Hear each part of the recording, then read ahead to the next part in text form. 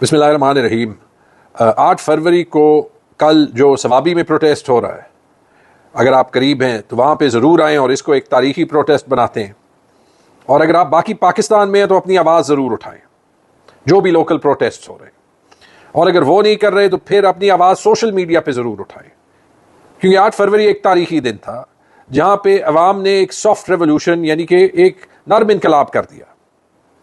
याद रखें कि 8 फरवरी से पहले हर तरीका इस्तेमाल किया गया था कि आपकी आवाज़ दबे और आपकी चॉइस इमरान खान से चेंज हो।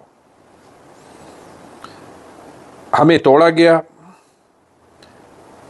हमें अरेस्ट किया गया, हमें अंडरग्राउंड जाने पे मजबूर किया गया, हम पे मर्डर और टेररिज्म के केसेस बने, हमारे खिलाफ मीडिया को इस्तेमाल किया गया, इलेक्शंस ब्लॉक किए गए, सूबाई इलेक्शंस ब्लॉक किए गए, पूरा निज़ाम रिग हुआ, जो केयर टेकर निज़ाम था वो रिग हुआ।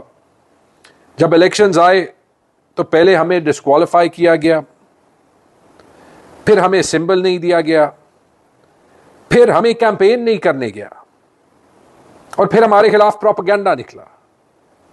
और इस सब का एक प्राइम विक्टिम मैं खुद भी हूं। और उसके बावजूद आप 8 फरवरी को निकले और आपने इमरान खान को वोट दिया और आपने ये दिखाया कि पाकिस्तान की आवाम वाकई आज़ाद है।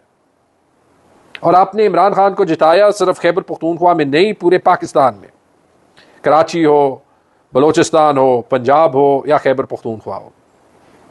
इस हद तक आप कामयाब हुए कि जिन पार्टियों को स्टेट की पूरी बैकिंग हासिल थी वो 17 सीटें नहीं ले सकी और इमरान खान को 2/3 मेजॉरिटी मिल गई।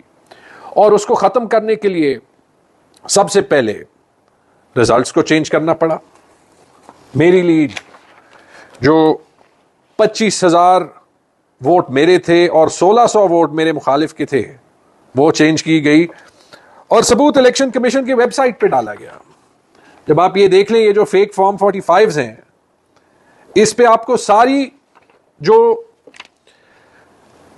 टैंपरिंग है वो नजर आती है।